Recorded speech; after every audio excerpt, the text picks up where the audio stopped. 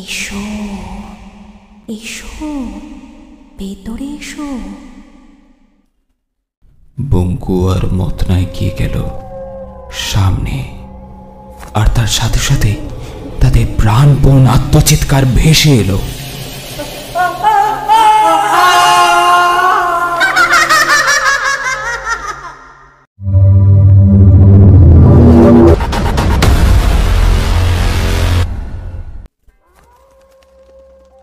আপনাদের সবাইকে স্বাগত জানাই।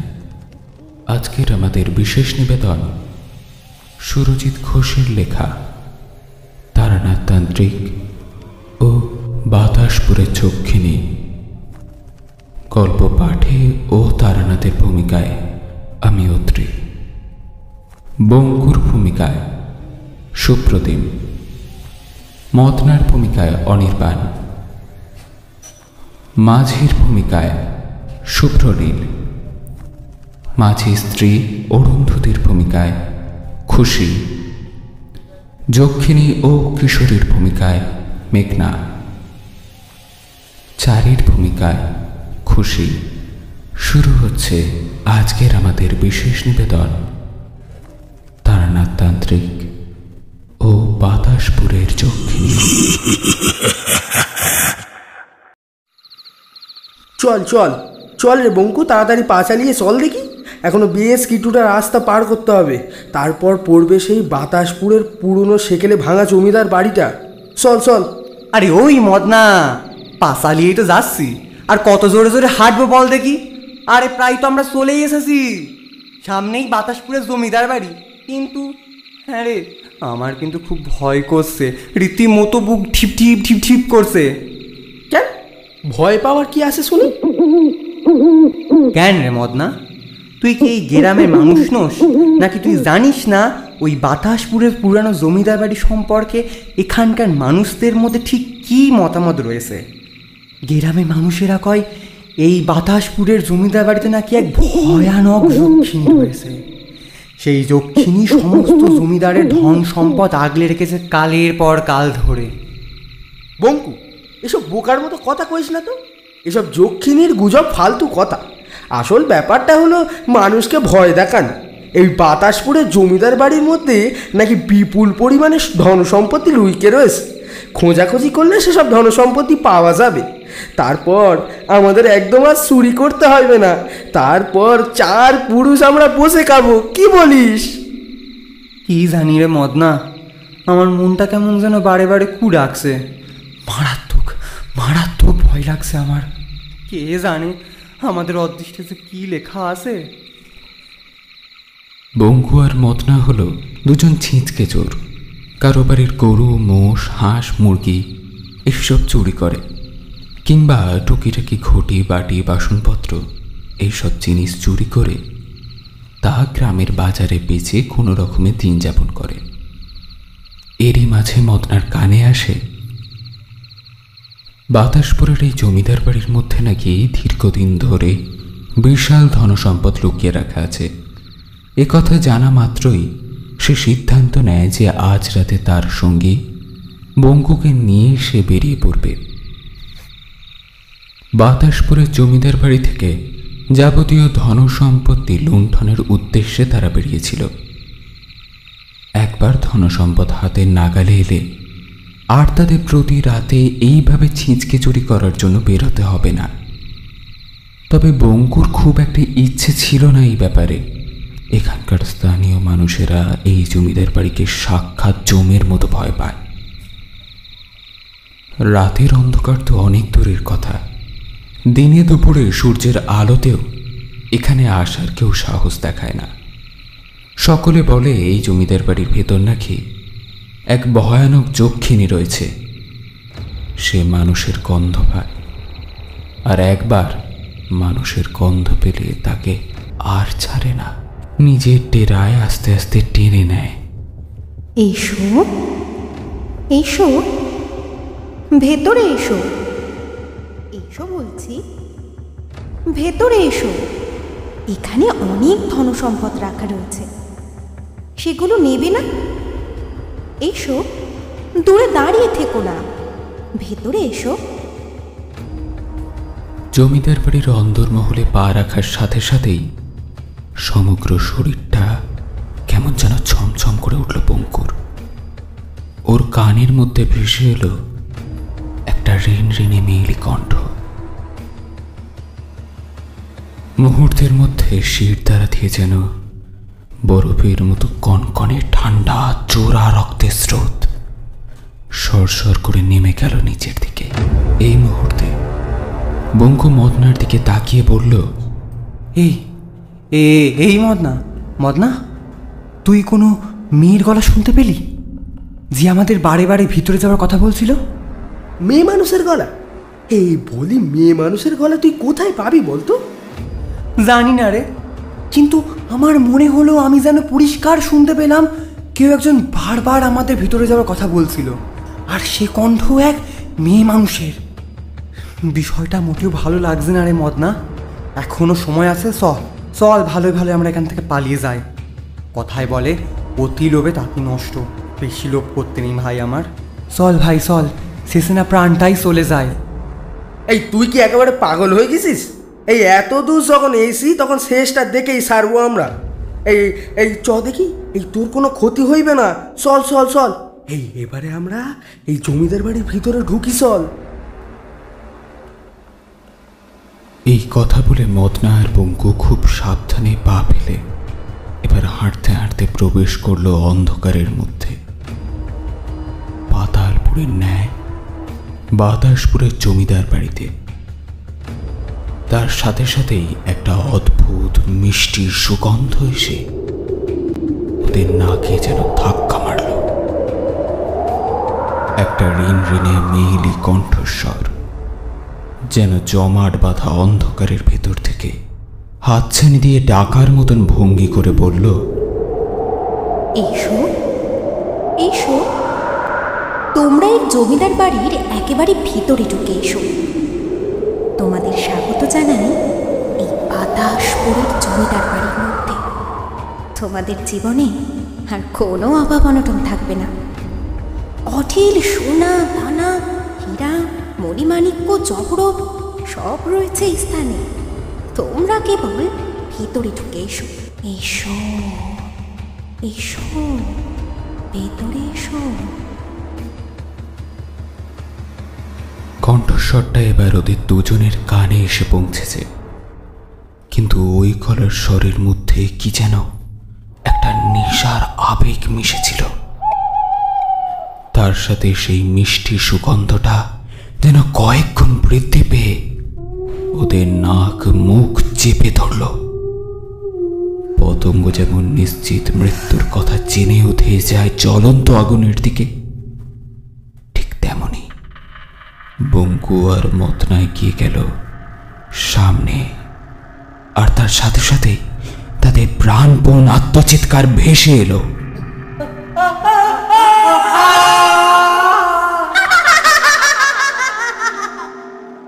বাতাসপুরের জমিদার বাড়ির নৈশকালীন নীরবতা খান খান হয়ে গেল মুহূর্তের মধ্যে। প্রেতপুরীর ন্যায় অন্ধকারের বুকে মাথা তুলে দাঁড়িয়ে থাকা সুবিশাল পরিত্যক্ত জমিদার বাড়ির ভেতর থেকে খিলখিল করে হেসে উঠল যক্ষিণী তার নতুন দুই শিকার পাওয়ার মহা আনন্দে।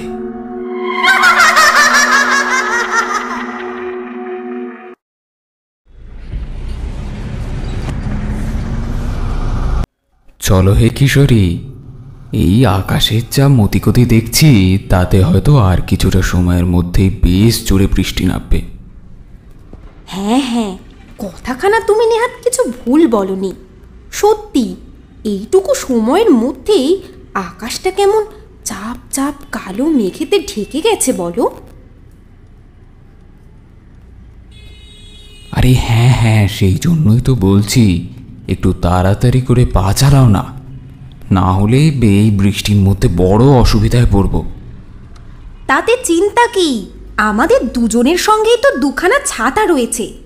বৃষ্টি এলে ছাতা কান না হয় মেলে নেব মাথার ওপর, ব্যাস, তাহলেই সব সমস্যার সমাধান হয়ে যাবে।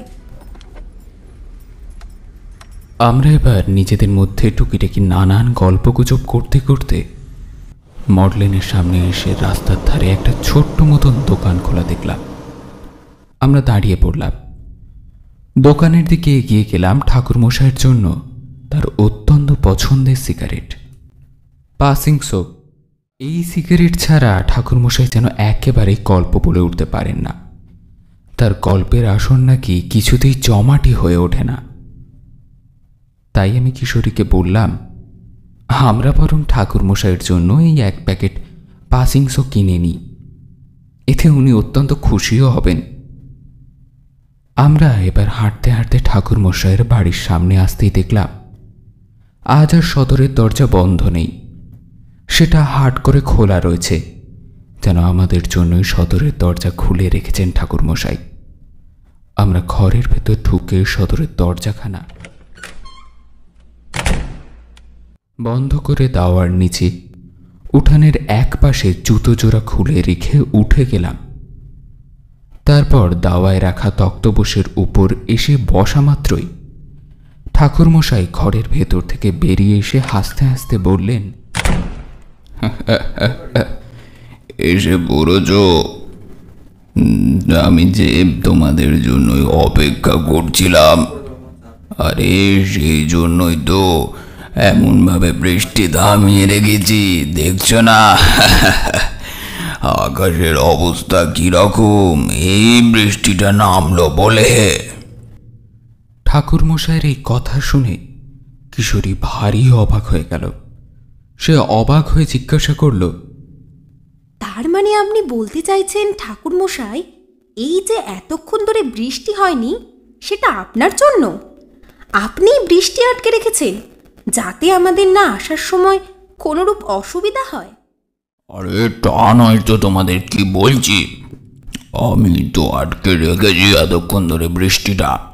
যদিও এই কাজ করা উচিত নয়, কারণ প্রকৃতিকে তার স্বাভাবিক ছন্দে চলতে দেওয়াটাই মঙ্গলজনক। এরকমটা আমি প্রত্যেকবার করি না তা তোমরা জানো, কিন্তু আজ করতে এক প্রকার বাধ্য হয়েছি। কিশোরীর ওই ব্যাগটার মধ্যে একটা ভারী প্রয়োজনীয় কাগজ।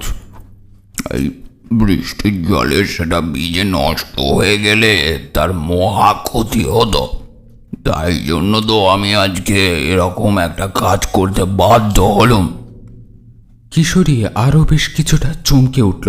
তারপর তার ওই ব্যাগের মধ্যে হাত ঢুকিয়ে একটা কাগজ বের করল। সত্যিই তো, এটা আমাদের জমি সংক্রান্ত একটা প্রয়োজনীয় কাগজ। সেদিন আমার গ্রামের বাড়ি থেকে এসেছিল, তাড়াহুড়োয় ব্যাগেই রেখে দিয়েছি। বৃষ্টির জলে ভিজে গেলে ভারী বিপদে পড়তাম।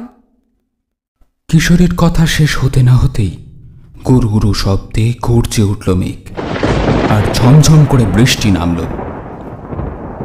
ঠাকুরমশাই কালো অন্ধকারে ঢেকে থাকা আকাশটার দিকে কেমন যেন অদ্ভুত শূন্য দৃষ্টিতে তাকিয়ে মৃদু হাসলেন। তারপর আমাদের সামনে এসে তক্তপোষের উপর বসে রান্নাঘরের দিকে মুখ করে উচ্চ কণ্ঠে হাঁক দিলেন, চারি, ও মা চারি, একবার বাইরে বেরিয়ে এসে দেখ, আজ আমাদের ঘরে কারা এসেছে। বাবার কথা কানে যেতেই ছোট্ট মেয়ে চারি রান্নাঘরের বাইরে বেরিয়ে এলো। ভিজে হাত কাপড়ের আঁচলে মুছতে মুছতে মেয়েটার গায়ে, মুখে ও কপালে এখনো লেগে আছে কাঁচা হলুদ বাটা। তাকে দেখে বোঝা যাচ্ছে সে ভীষণ রকমের ব্যস্ত ছিল। আমাদের সামনে এসে মুচকি হেসে চারি বলল, মার জন্য করবেন কাকাবাবু, আপনারা যে এসেছেন তা আমি আপনাদের কথাবার্তা শুনেই বুঝতে পেরেছিলাম, কিন্তু হলুদ বাটার কারণে বেরিয়ে আসতে পারিনি। এই মাত্র বাটা শেষ হলো, সেই জন্যই না। এবার বলুন, কেমন আছেন আপনারা? হ্যাঁ রে মা, বেশ ভালো আছি। তুই ভালো আছিস তো? শরীর টরীর ভালো? আগে হ্যাঁ কাকাবাবু, আমরা বেশ ভালো আছি ঈশ্বরের আশীর্বাদে। চারি, যা তো মা, চট করে আমাদের তিনজনের জন্য 3 বেলা গরম গরম চা করে আন। বাবার কথায় সৌজন্যমূলক মিষ্টি হাসি হেসে উপর নিচে সামান্য মাথা নেড়ে চারিয়েবার পা বাড়ালো রান্নাশালার দিকে। ইতিমধ্যেই বেশ ঝমঝম করে বৃষ্টি শুরু হয়েছে। ঠান্ডা বাতাসের সাথে বৃষ্টির চলো হাওয়া এসে মিশেছে আমাদের গায়ে। এরপর আমাদের আনা পাসিংসো সিগারেটের প্যাকেটখানা বের করে তা বাড়িয়ে দিলাম ঠাকুরমশাইয়ের দিকে। পাসিংসো সিগারেটের প্যাকেট দেখা মাত্রই ঠাকুরমশাইয়ের ঠোঁটের কোণে হাসির চওড়া বলিরেখা ফুটে উঠল। এই সিগারেট যে তার ভারী পছন্দের তা আমরা বিলক্ষণ জানি। আমাদের কাছে থেকে সিগারেট পেয়ে তিনি বেশ প্রসন্ন হন, তবে মুখে কোনো কোনোবার আপত্তি করেন। এই যা, আজ তার বিন্দুমাত্র আপত্তিও করল না। আমার কাছ থেকে ঠাকুরমশাই সিগারেটের প্যাকেটটা নিলেন এবং প্যাকেট খুলে একটা সিগারেট বের করে তার ঠোঁটের ডগায় আলতো করে চেপে ধরলেন তিনি। তারপর দেশলাই কাঠি চালালেন। ফস করে একটা শব্দ, কিন্তু হাওয়ার দমকে সে সেই দেশলাইয়ের আগুন নিভিয়ে দিল। দ্বিতীয়বার দেশলাইয়ের কাঠি চালিয়ে সিগারেটে আগুন ধরিয়ে বেশ লম্বা লম্বা টান দিলেন মনের সুখে।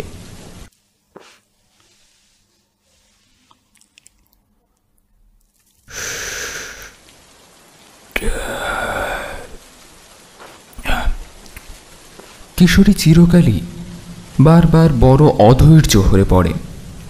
সে এক হাতের তালুর ওপর আর এক হাতের তালু খসতে খসতে সুবোধ বালিকার মতো কাতর সুরে বলল, ঠাকুর মশাই, এবার তাহলে একখানা বেশ জমজমাট গল্প বলে শোনান দেখি। গল্প শোনার জন্য মনটা একেবারে ছটফট করছে যে। আরে শোনাবো, হে শোনাবো। এত উতলা হয়ে পড়ছো কেন? একটুখানি অপেক্ষা করো, শান্তিতে সিগারেট খানা খাই, তারপর না হয়। ঠাকুরমশাইয়ের কথায় কিশোরী কোনো কিছু একটা বলতে যাচ্ছিল, কিন্তু আমি দ্রুত তার হাত চেপে ধরলাম। ফলে সে বাধ্য হয়ে মুখে কুলু মারল। ছোট্ট মেয়ে চারি আমাদের সামনে এসে নামিয়ে রেখে গেল 3 পেয়ালা গরম গরম চা, আর তার সাথে বেশ কিছু চাল কলাই ভাজা। 1 পেয়ালা চা আমি ঠাকুরমশাইয়ের দিকে বাড়িয়ে দিয়ে একটা দিলাম কিশোরীকে, আর একটা নিলাম আমি নিজে। চায়ের পেয়ালার সামনে সামান্য ফুঁ দিয়ে তাদের লম্বা চুমুক বসালাম।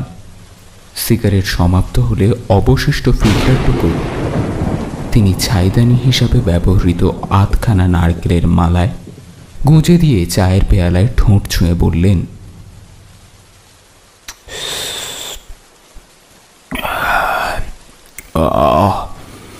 দুর্দান্ত বানিয়েছিস রে মা চাটা।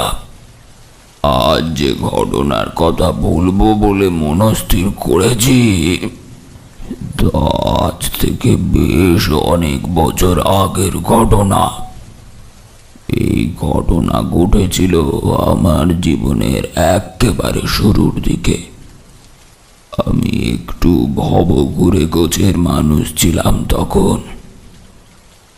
নানান জায়গায় ঘুরে ঘুরে দিন কাটিয়েছি। দিন কেন, সপ্তাহের পর সপ্তাহ, মাসের পর মাস কাটিয়েছি কত অচেনা অজানা জায়গায়। গ্রামগঞ্জে, পাহাড়ে, বন জঙ্গলে তো সেবার হাঁটতে হাঁটতে ক্লান্ত অবসন্ন শরীরটা নিয়ে আমি এসে পৌঁছেছিলাম বাতাসপুর নামের এক গ্রামে। বাতাসপুর এর গ্রাম সংলগ্ন একখানি ছোট্ট নদী ছিল যদিও। সেই নদীর নাম এখন এই বয়সের বারে আমার আর মনে নেই। সে যাই হোক না কেন, নদী পারাপারের জন্য একটি নৌকায় চড়লাম আমি। নৌকার মাঝি আমায় বেশ কৌতূহলী দৃষ্টিতে দেখল। আমার বেশভূষা দেখে সে বিলক্ষণ অনুমান করল যে আমি কোনো সাধু সন্ন্যাসী গোছের মানুষ। অনেকক্ষণ ধরে কিছু কথা জিজ্ঞাসা করব করেও সে যেন কিছুতেই তা জিজ্ঞাসা করে উঠতে পারছে না দেখে শেষমেশ আমি বলে উঠলাম, তুমি কি আমায় কিছু বলতে চাও হে? অনেকক্ষণ ধরেই দেখছি আমায় যেন কিছু বলার চেষ্টা করছো, অথচ বলতে পারছো না কিছুতেই। আমার কথা শুনে নৌকার মাঝি ভাই এবার কিছুটা হেসে বলল, আগে হ্যাঁ কর্তা, আপনাকে দেখে এ তল্লাটে নতুন বলে মনে হচ্ছে, সেই জন্যই বা ভারী কৌতূহল হচ্ছিল। আপনার সাথে কথা বলবো ভাবছিলুম। আপনি এখানকার মানুষ বলে তো মনে হয় না কর্তা। কর্তা, অপরাধ না নিলে কি জানতে পারি একটা কথা? আপনি কোথা থেকে আসছেন কর্তা? মানুষটার সাথে কথা বলে আমি বুঝতে পারলাম যে সে ভারী সরল সাদাসিধে প্রকৃতির মানুষ। আমি তার প্রশ্নের উত্তরে হাসতে হাসতে বললাম, হ্যাঁ, তুমি ঠিকই বলেছ ভাই, আমি এখানকার মানুষ নই, আমি সেই বহু দূর থেকে আসছি। আমার নাম তারানাথ চক্রবর্তী, তবে সামান্য কিছু টুকটাক ওই তন্ত্র মন্ত্র বা ওই জ্যোতিষবিদ্যা আমার জানা আছে। তাই দিয়ে সবসময় আমি চেষ্টা করি সাধারণ মানুষজনের বিপদগ্রস্ত মানুষের বিপদ থেকে উদ্ধার করার, তাদের মঙ্গল করার। সেই জন্যই মানুষ ভালোবেসে আমায় তারানাথ তান্ত্রিক বলে ডাকে। তা আমার মুখ থেকে আমার এইরকম পরিচয় শুনে সেই মানুষটা পুরোপুরিভাবে অবাক হয়ে গেল। সে খানিকটা ভয় আর অবাক কণ্ঠে আমার দিকে তাকিয়ে বলল, আপনি সেই সুবিখ্যাত তারানাথ তান্ত্রিক? হা ভগবান! কথা এতদিন ধরে আপনার কত নাম শুনেছি, আজ আপনাকে সাক্ষাৎ দেখলাম। কর্তা, আমার নাম নীলকমল কর্তা। এই গায়ে এই নদীটায় নৌকা চালিয়ে আমি দিন যাপন করি। বাহ নীলকমল, তোমার সাথে পরিচয় হয়ে আমার বেশ ভালো লাগছে। তা কর্তা, এখন আপনি কোথায় যাবেন বলে ঠিক করেছেন কর্তা? আমার সেরকম কোনো গন্তব্য নেই ভাই, যখন যেখানে মন চায় তখন সেখানেই চলে যাই। তবে হ্যাঁ, কোনো বিপদগ্রস্ত মানুষ দেখলে তাদের সেই বিপদ থেকে বের করার আমি পূর্ণ চেষ্টা করি। কারণ আমার গুরুদেব আমায় বলেছিলেন, কোনো মানুষের বিপদের কথা শুনে তাদের সাহায্য না করে আমি যেন চুপচাপ বসে না থাকি, তাহলে আমার সমস্ত ক্ষমতা তিলে তিলে হ্রাস পাবে। আমি আমার গুরুদেবের কথা অক্ষরে অক্ষরে পালন করে চলেছি। তা নীলকমল, তুমি বুঝি এই বাতাসপুর গ্রামেরই মানুষ? আগে হ্যাঁ কর্তা, আমার গ্রাম এই সামনে, নাম হলো বাতাসপুর।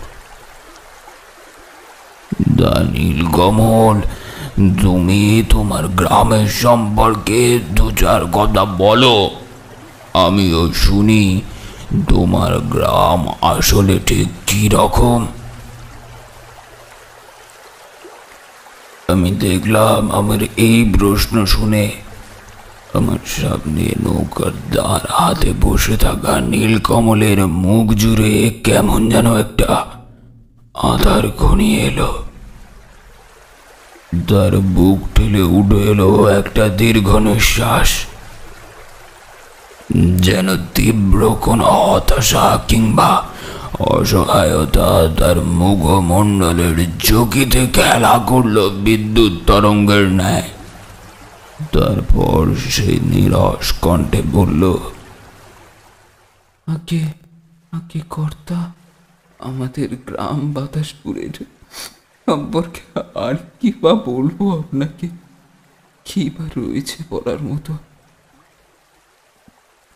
কেন নীলকমল, তুমি হঠাৎ এরকম কথা বলছো কেন?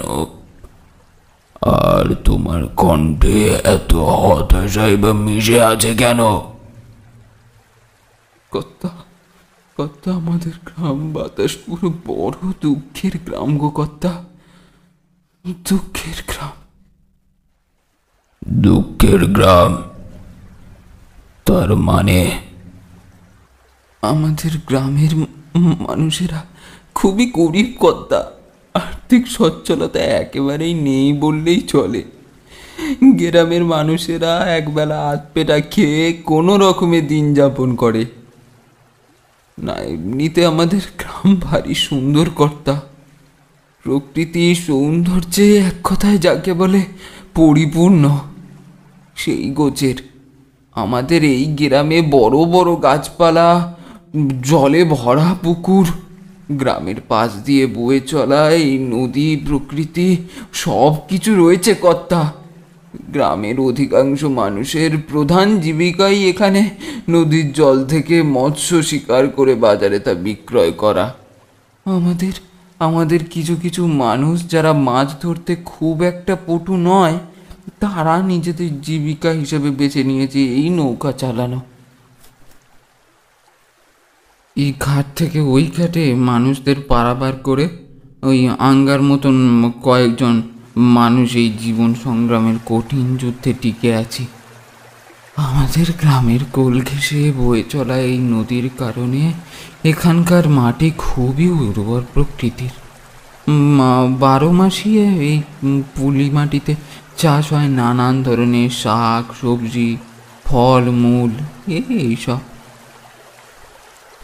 বাহ, এ তো ভারী উত্তম কথা। দা নীলকমল, এত কিছুর পরেও তুমি তোমাদের গ্রামকে দুঃখের গ্রাম বলে উল্লেখ করলে কেন? আবার দাঁড় বইতে শুরু করলো নীলকমল। নদীর স্বচ্ছ জলের দিকে একবার তাকিয়ে ফের একটা দীর্ঘ নিঃশ্বাস ত্যাগ করে সে বলল, কর্তা, সে আজ থেকে বহু বছর আগেকার কথা গো কর্তা। আজ থেকে বহু বহু বছর আগে, তখন জমিদারদের যুগ। আমাদের গ্রাম বাতাসপুরের ওই জমিদার বাড়ির যিনি শেষ জমিদার ছিলেন, তার নাম ছিল বিজয় প্রতাপ মিশ্র।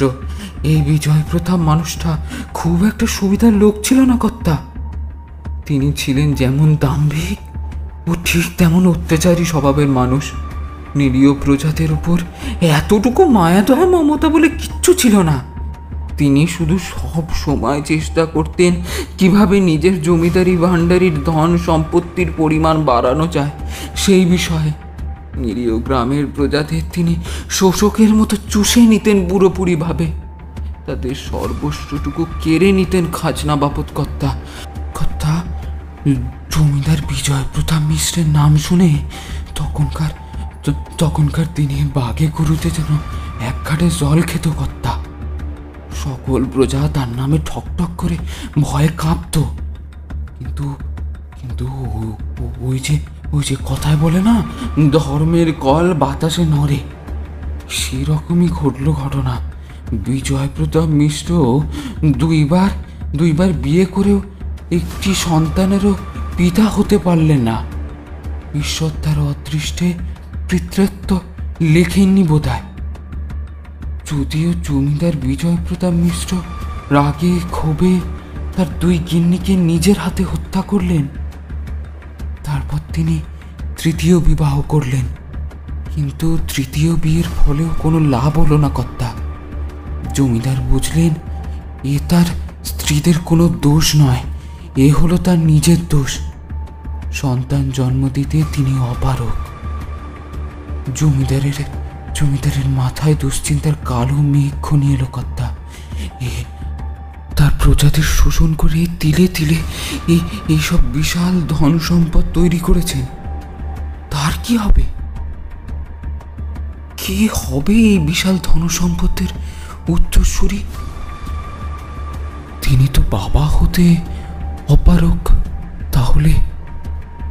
তাহলে জমিদার বিজয় প্রতাপ মিশ্রের মস্তিষ্কে খেলে গেল একটা কূট বুদ্ধি।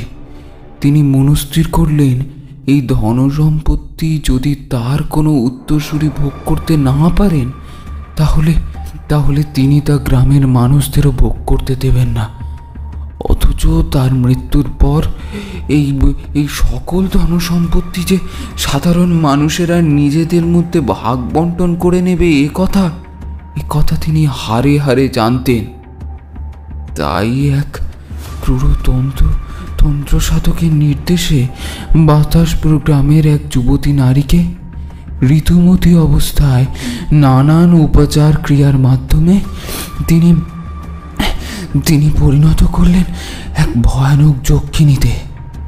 সেই যক্ষিণী যে তার মৃত্যুর পর তার তিলে তিলে সঞ্চয় করা সকল হিরে, মুক্ত, মণি, মাণিক্য, সোনা দানা সব কিছু আগলে রাখবে।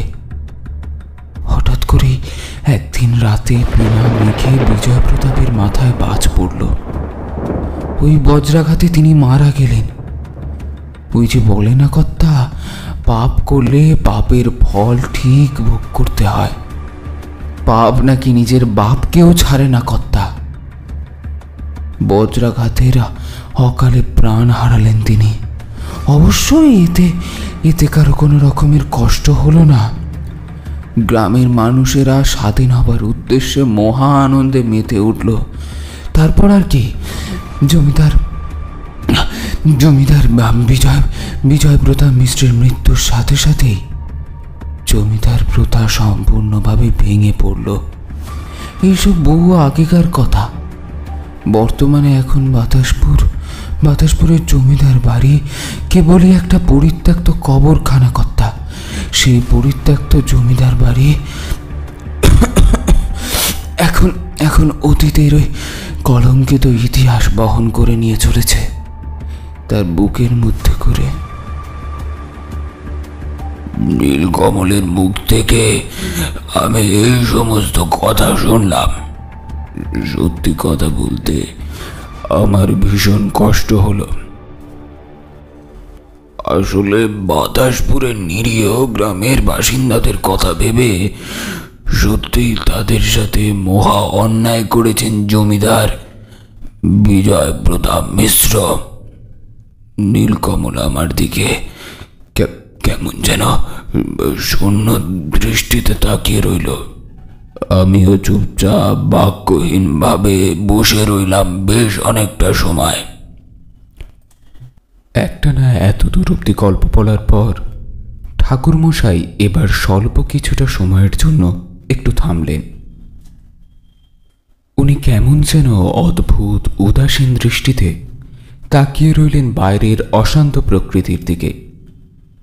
চারিদিক জুড়ে ইতিমধ্যেই ঘন কালো মেঘের কারণে গাঢ় অন্ধকার নেমে এসেছে।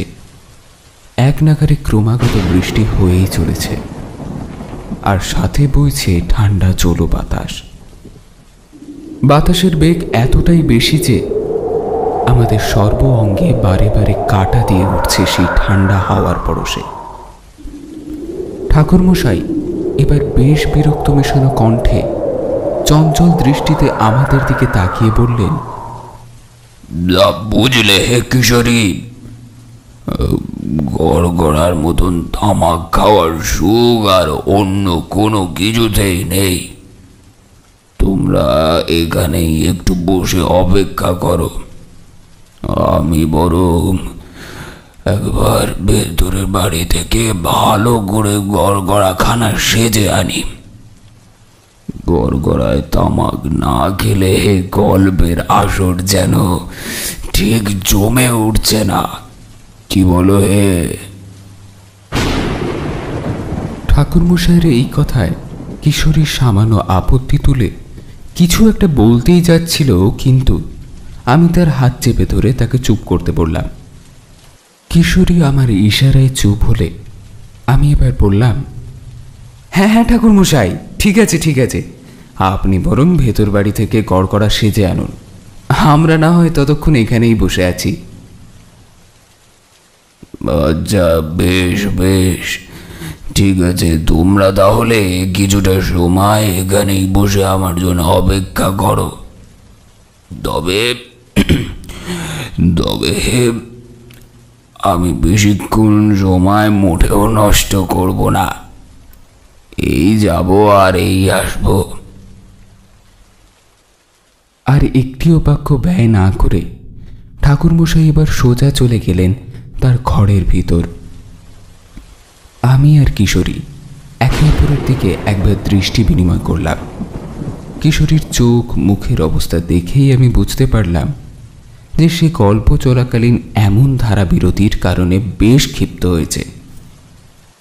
এই মুহূর্তে লক্ষ্য করলাম কিশোরী বাংলার 5-এর মতো মুখ করে বসে আছে।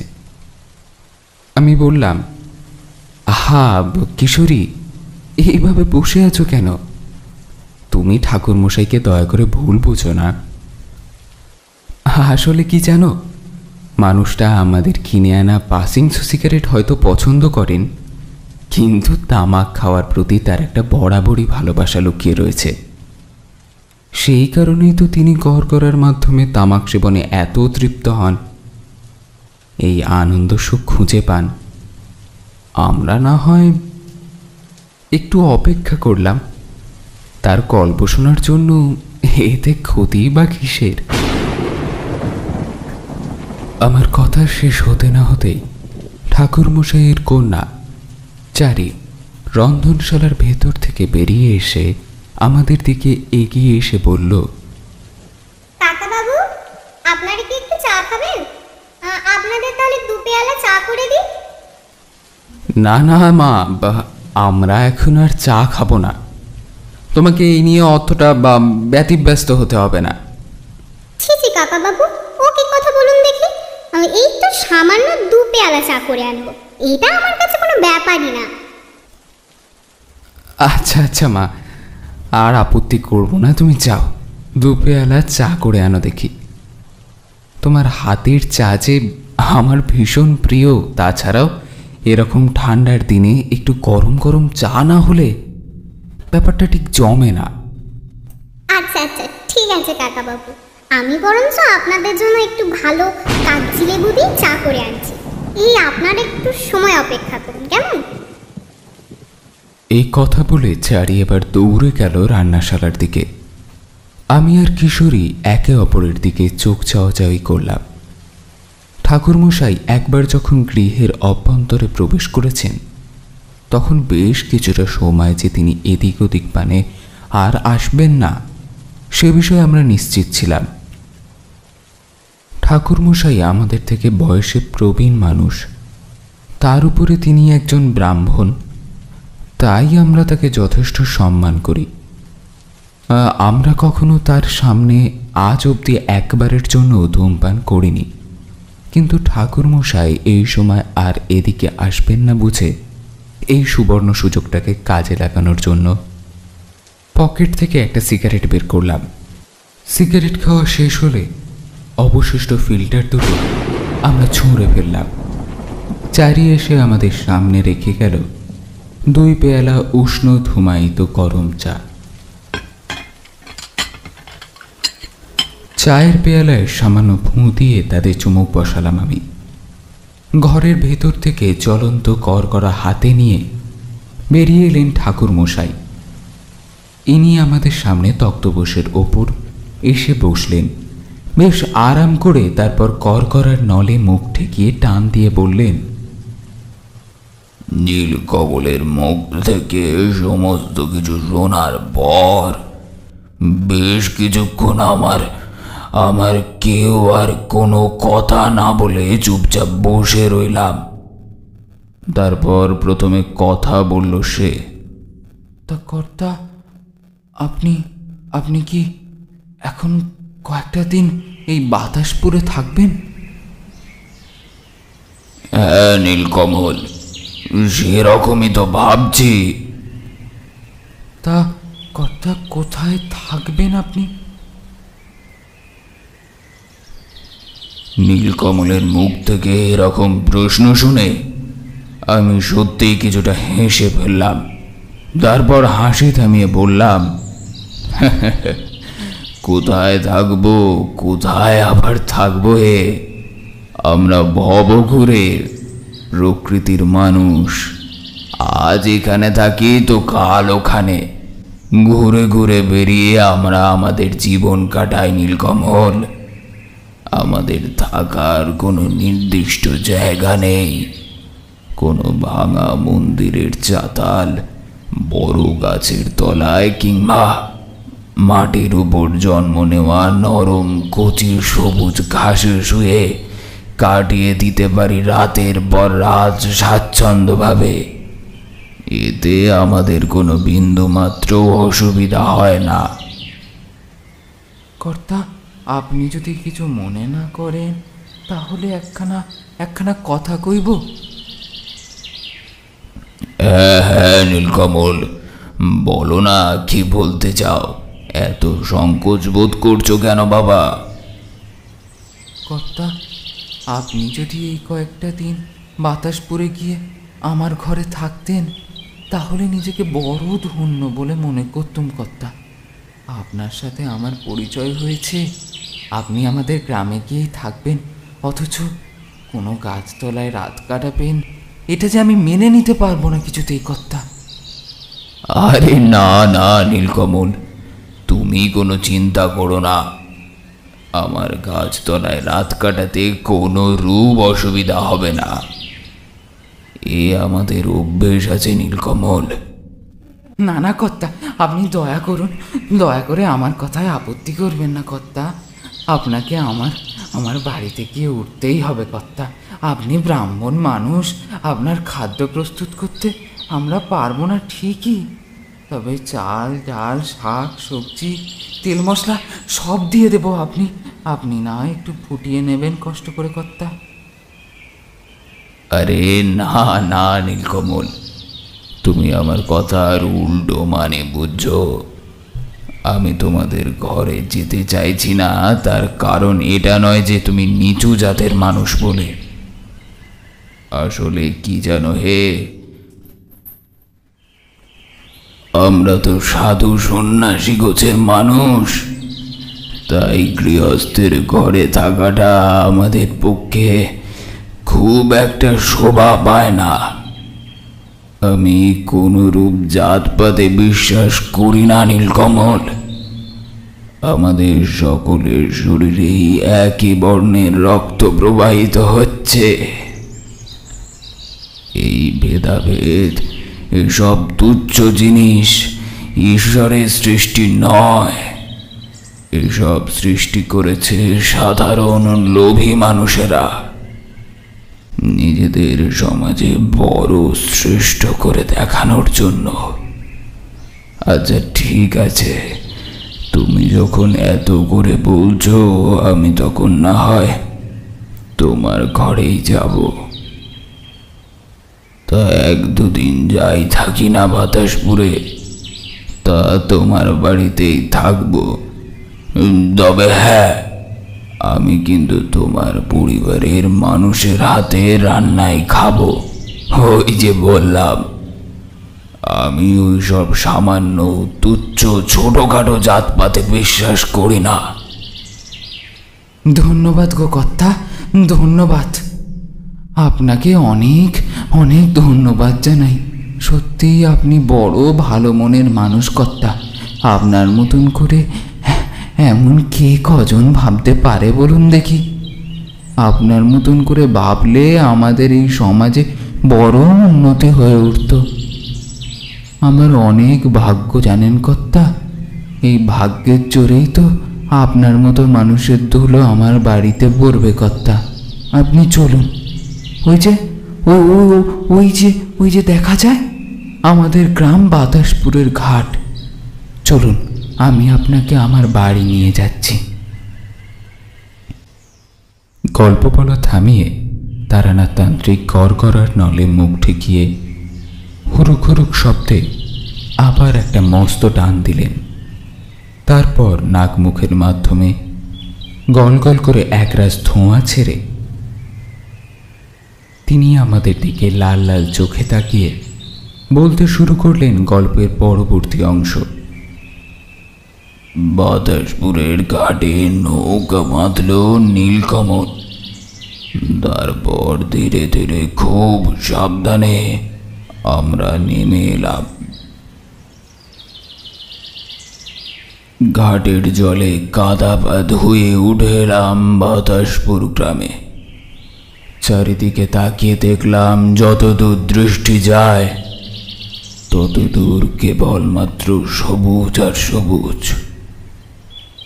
গোটা গ্রামটা গাছপালায় একেবারে যাকে বলে পরিপূর্ণ। সরু মেঠো পথ ধরে হাঁটতে শুরু করলাম আমরা। বাতাসপুর গ্রামের প্রায় মাঝ বরাবর নীলকমলের বাড়ি। ছোটখাটো একখানা মাটির কুঁড়ে ঘর, তবে ভীষণ রকমের সাজানো গোছানো সেটা। নীলকমল তার স্ত্রী অরুন্ধতির সাথে আমার পরিচয় করিয়ে দিল। অরুন্ধতি ভারী সুলক্ষণা, মাথা ভরা ঘোমটা টেনে সে আমার পায়ের ধুলো মাথায় নিয়ে সাদরে আহ্বান জানিয়ে বলল, আসুন আসুন ঠাকুর মশাই, আপনি দয়া করে আমাদের বাড়ির ভিতরে ঢুকে আসুন। আমরা সত্যি বড় ভাগ্যি করেছি, আর সেই জন্যই তো আজ আপনি আমাদের ভিটেতে এসেছেন। অরুন্ধতি, দয়া করে তুমি এইভাবে কথা বলো না। তোমরা সবাই মিলে এরকম করে বললে আমি কিন্তু ভীষণ রকমের একটা অপ্রস্তুতে পড়ে যাব। আচ্ছা বেশ ঠাকুর মশাই, তাহলে আপনি আমাকে মার্জনা করবেন, আর আমি আপনাকে আর এইভাবে বলবো না। আপনি দয়া করে বাড়ির ভিতরে ঢুকে আসুন তো। সেই রাতেই খুব ভালোভাবেই নিশ্চিন্তে ঘুমালাম আমি। নীলকমল আমাকে পেয়ে অত্যন্ত খুশি, আর শুধুমাত্র নীলকমলই কেন, তার স্ত্রী অরুন্ধতিও আমার যত্ন আত্মীতে একটুকুও ত্রুটি রাখল না। সরু ধপধপে সাদা সুগন্ধি চালের ভাত, ঘরের তৈরি গাওয়া ঘি আর 2 রকমের তরকারি দিয়ে অনেকটা পরিমাণ অন্ন খেয়ে আমি বিছানার মধ্যে এলিয়ে পড়লাম। অরুন্ধতি আমার হাতে একখানা ছোট্ট লণ্ঠন দিয়েছিল, রাতের বেলায় তা ঘরের অন্ধকার মেটানোর জন্য। আচ্ছা ঠাকুর মশাই, অরুন্ধতী আর নীলকমলের কোনো সন্তান ছিল না? না, ওদের কোনো সন্তান ছিল না তখনও। মাত্র কিছু মাসের মধ্যে যে অরুন্ধতির কোলে আলো করে ফুটফুটে এক কন্যা সন্তান জন্ম নিতে চলেছে তা আমি বিলক্ষণ বুঝতে পেরেছিলাম। সে কথা ওদের জানাতেই দেখলাম ওরা দুজন দম্পতি আনন্দে যেন পুরোপুরি ভেসে গেল। পরের দিন সকাল হলে আমি নীলকমলকে কাছে ডেকে বললাম, সুপ্রভাত নীলকমল। সুপ্রভাত, সুপ্রভাত ঠাকুর মশাই। এ কি নীলকমল, এখনো তুমি কাজে বের হওনি যে? আগে আগে আজ আর কাজে যাব না। আপনি আমাদের ঘরে এসেছেন আর আমি কাজে বেরিয়ে যাব, তাই কি হয় ঠাকুর মশাই? আমি আপনাকে আমাদের এই বাতাসপুরের গোটা গ্রাম ঘুরিয়ে দেখাবো বলে মনস্থির করেছি। বাহ, এতে অবশ্য ভালোই হয়েছে, কারণ আমি আজ একটি বিশেষ জায়গায় যাবার কথা ভেবেছিলাম। তুমি যখন ঘরে রয়েছ এতে ভালোই হয়েছে। আজ তোমার সাথে আমি অন্য এক জায়গায় যাব। অন্য জায়গায় যাবেন? তা কোথায় যাবেন ঠাকুর মশাই? তোমাদের গ্রামের ওই পরিত্যক্ত জমিদার বাড়িতে যাওয়ার একখানি স্বাদ জেগেছে মনের মধ্যে। ভেবেছিলাম তোমাদের গ্রামের কিছু মানুষজনকে জিজ্ঞাসা করে সেইখানে গিয়ে পৌঁছব, কিন্তু তুমি যখন ঘরে রয়েছো ভালোই হলো। তোমার সাথেই যাব সেই জায়গায়। আমার এই কথা শুনে নীলকমলের মুখ জুড়ে যেন ভয়ের বন্যা নেমে এলো। আমাদের চা দেবার জন্য এগিয়ে আসছিল অরুন্ধতী। আমার কথা শুনে তার হাত অস্বাভাবিক রকমের কেঁপে উঠল থরথর করে। হাত থেকে মুহূর্তের মধ্যে চায়ের পেয়ালা খসে পড়ল মাটিতে। তৎক্ষণাৎ ভেঙে চুরমার হয়ে গেল সমস্ত জিনিস। সে প্রায় কাঁদো কাঁদো সুরে বলে উঠল, ও কি কথা? ও ও আপনি কি বলছেন ঠাকুর মশাই? ও আপনি কি বলছেন? আপনারা ও দয়া করে ওই সর্বনেশে জমিদার বাড়িতে যাবেন না। ওখানে এক ভয়ানক যক্ষিণী আছে যে তার শিকার হিসেবে সবাইকে সম্মোহিত শক্তিতে টানে। আর ওই জমিদার বাড়িতে যারা একবার প্রবেশ করে তারা জীবন্ত অবস্থায় ফিরতে পারে না কোনোদিন। তাদের রক্তাক্ত মরদেহ ক্ষতবিক্ষত অবস্থায় পড়ে থাকে জমিদার বাড়ির চারপাশে। আপনারা ওখানে যাবেন না।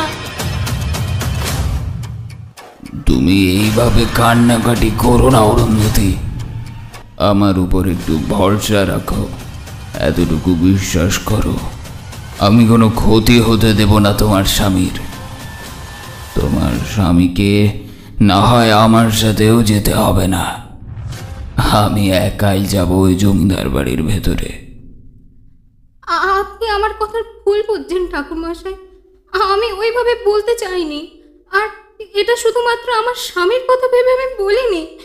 ওই জমিদার বাড়ির ভিতর প্রবেশ করে আপনারও যদি কোনো ক্ষতি হয়, যদি আপনি কোনো ভয়ানক বিপদের সম্মুখীন হন, তো তখন কি হবে? কে রক্ষা করবে আপনাকে?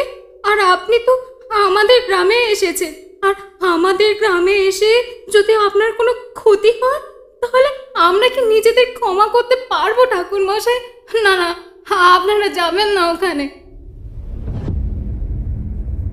তুমি আমাকে নিয়ে এত ভয় পেও না অরুন্ধতী, আমার কোনো বিপদ হবে না, কারণ পরমেশ্বরের আশীর্বাদ রয়েছে আমার মাথার উপর সবসময়। আমার ক্ষতি করার মতন সাধ্য কোনো তুচ্ছ অশুভ শক্তির অন্তত নেই। আমার কথা শুনে নীলকমল এবার তার স্ত্রীকে বেশ খানিকটা শান্ত করার উদ্দেশ্যে বলল, হ্যাঁ গো বউ, ঠাকুরমশাই একেবারে হক কথা বলেছেন। সত্যি সত্যি তিনি তো আর আমাদের মতন সাধারণ কোনো মানুষ নন। তার অনেক অনেক ক্ষমতা রয়েছে।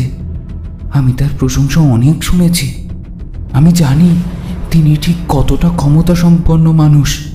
এর আগে তিনি কত শত ভয়ানক বিভীষিকার মুখোমুখি হয়েছেন, কত ভয়াবহ অশুভ শক্তি ধ্বংস হয়েছে তার হাতে। আমি সবটাই জানিব। তাই আমার মনে হচ্ছে ঠাকুরমশাইয়ের কোনো বিপদ হবে না গো। আর তিনি থাকতে আমারও কোনো বিপদ হবার বিন্দুমাত্র সম্ভাবনা নেই। তাই তুমি আমাদের আর আটকিও না। আমরা দুজন মিলে বরং একটিবার যাই সেই জমিদার বাড়ির ভিতর। ঈশ্বর হয়তো এভাবেই আমাদের কোনো আলোর পথ দেখাতে চলেছেন। বাতাসপুরে জমিদার বাড়ির গুপ্ত কুঠুরির মধ্যে লুকিয়ে রয়েছে প্রচুর প্রচুর মূল্যবান সব নানা রকমের ধনসম্পত্তি। ঠাকুরমশাই সেই দক্ষিণীকে নিধন করে যদি সেই মূলধন উদ্ধার করতে পারেন, তাহলে আমাদের আর দুঃখের দিন থাকবে না গো। এই গোটা গ্রামের মানুষ দুটো খেয়ে পরে বেঁচে থাকতে পারবে।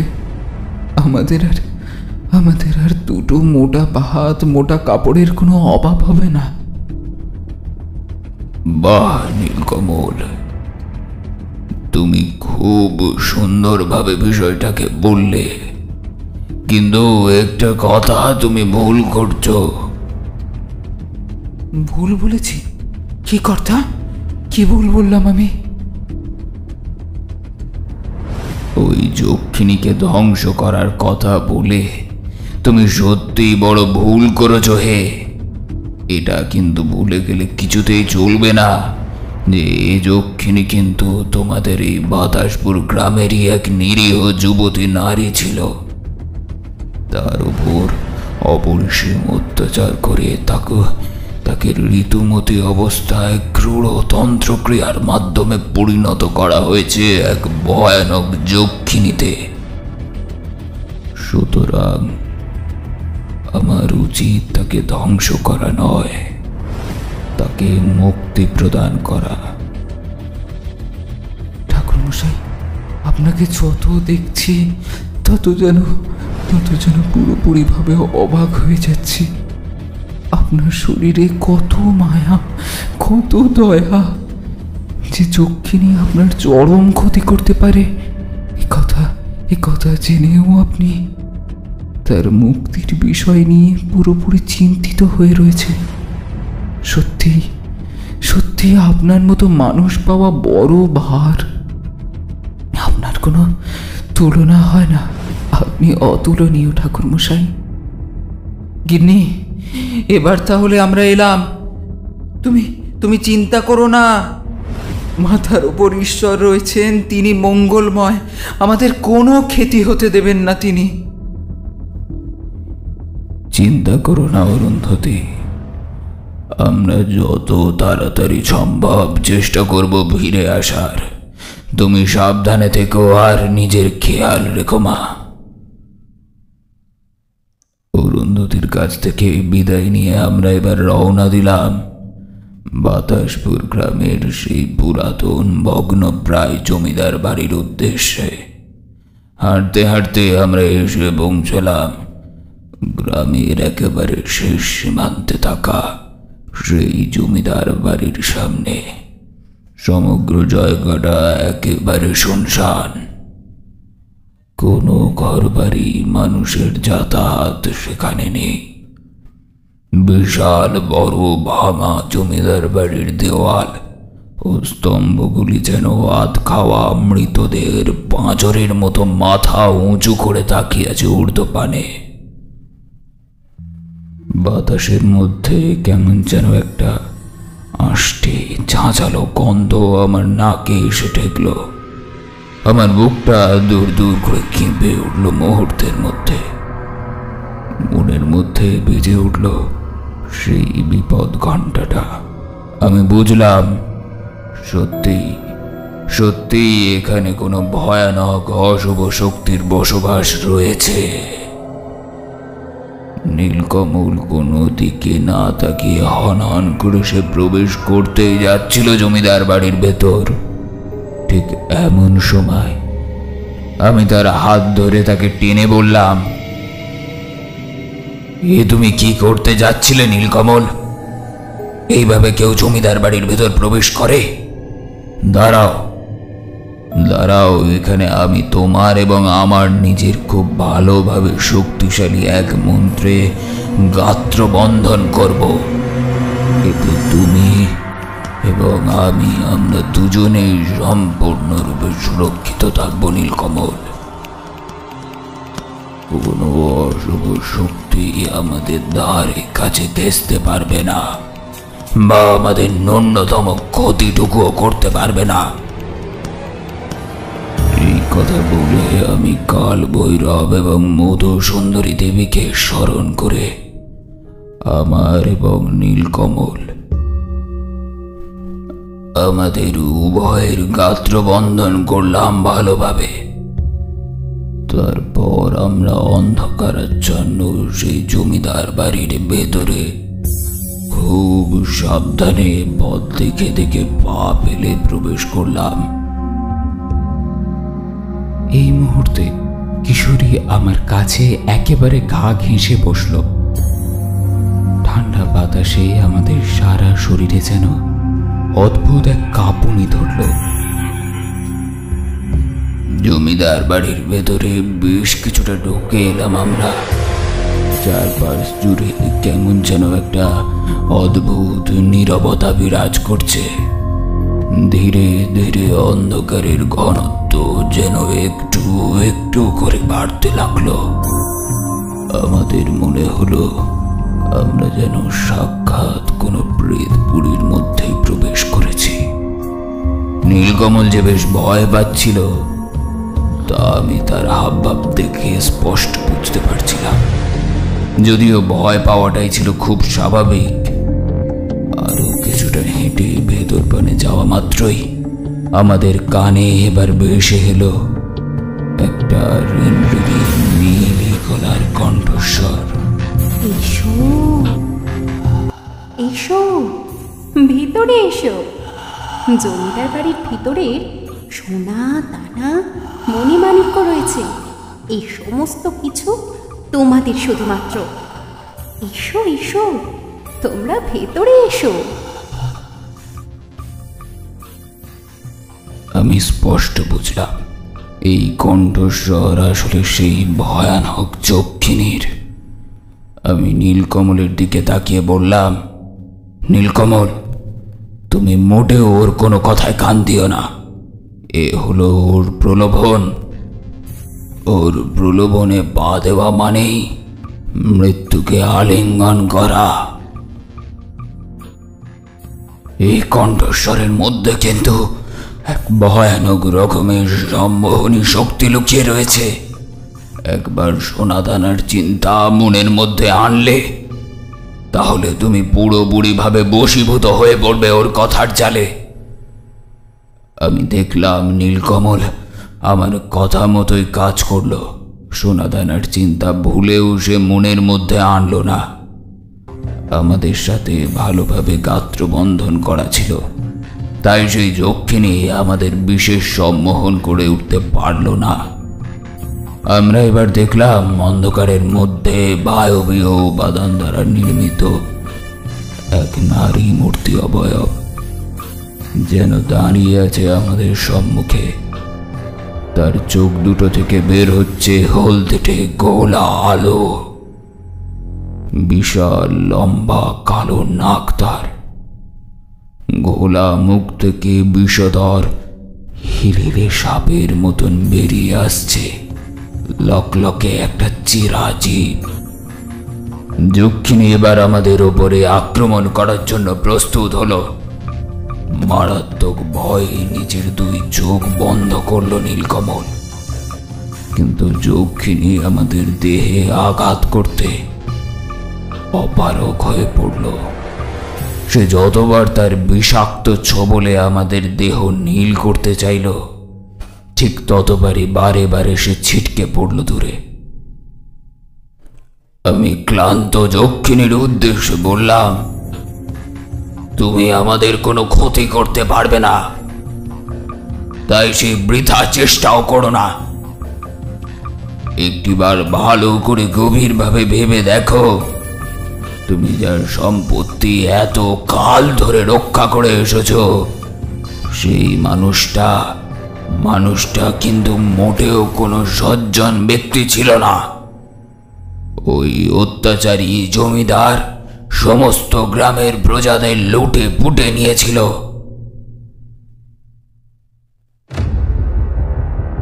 আর যে সম্পত্তি তুমি জমিদারের সম্পত্তি বলে আগলে রেখেছ, জমিদারের এই সম্পত্তির আসল ভাগীদার হলো এই বাতাসপুরের গ্রামের দরিদ্র মানুষেরা। তাছাড়া শুধুমাত্র এই গ্রামের মানুষেরাই কেন বলছি, তোমার সাথেও কি অন্যায় করেনি জমিদার বিজয় প্রতাপ মিশ্র? তোমাকে নির্মমভাবে হত্যা করে সে পরিণত করেছে এক যক্ষিণীতে। তোমার সুস্থ স্বাভাবিক জীবন সে ধ্বংস করে দিয়েছে পুরোপুরিভাবে, কেবলমাত্র নিজের স্বার্থ সিদ্ধির কারণে। তোমাকে সে এক অভিশপ্ত দশায় বন্দী করেছে আজীবনের মতো। তোমার সাথে সে ব্যক্তি এত অন্যায় করেছে, তুমি কি না এতকাল ধরে মূর্খের মতো সেই ব্যক্তির সম্পত্তিকেই রক্ষা করে চলেছ? আমি তারানাথ চক্রবর্তী। তুমি নিশ্চয়ই এতক্ষণে বুঝতে পেরেছ যে আমি কোনো সাধারণ মানুষ নই। আমি তোমায় কথা দিচ্ছি, তোমার এই প্রচেষ্টা আমি বিফল হতে দেব না। এই জমিদার বাড়ির ভেতরে যত ধন সম্পত্তি পাওয়া যাবে তাই গাঁয়ের গরিব মানুষদের মাঝে সমানভাবে বিলিয়ে দেওয়া হবে এবং মানুষের নানান উন্নয়নের কাজে ব্যবহার করা হবে। তা তুমি দয়া করে মুক্তি লাভের চেষ্টা করো। পরমেশ্বর তোমার এই করুণ দশা হতে, এই অভিশপ্ত দশা থেকে নিশ্চয়ই মুক্তি দান করবে, এই কামনাই করি।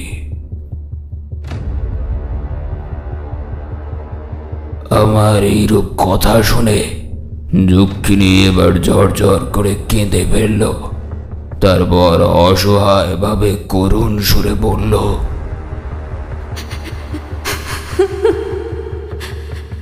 আমি জানি না আপনি কে, কিন্তু আপনি যে সাধারণ কোনো মানুষ নন তা আমি বুঝতে পেরেছি। আজ আপনি আমার জ্ঞান চক্ষু খুলে দিলেন। সত্যি সত্যি ওই শয়তান জমিদার আমাকে যক্ষিণীতে পরিণত করেছে, আর আমি মূর্খের মতন এতকাল ধরে তার ধনসম্পদ আঁকড়ে রেখেছি। কখনো একটি বাড়ির জন্য ঈশ্বরের কাছে মুক্তির জন্য আবেদন করিনি। তবে আমি কি সত্যি সত্যি এত বছর পর মুক্তি পাবো? পাবে যক্ষিণী, তুমি মুক্তি পাবে।